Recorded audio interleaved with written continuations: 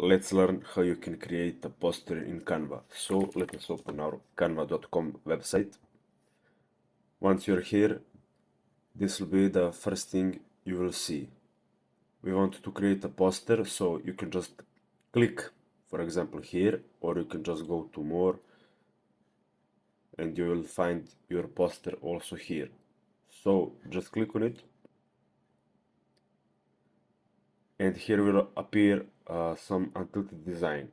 As you can see, I already tried to do some music poster design. For example, I like this one a lot, and now here will appear that design from Canva. Of course, you can edit everything on it.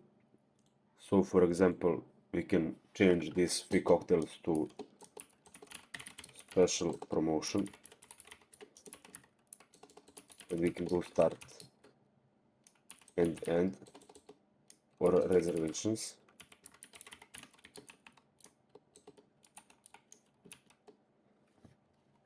You can also edit, for example, this ticket and change the picture and everything. Now when you're done, you just want to click on share. You can copy link, you can make a collaboration link, and you can also download it.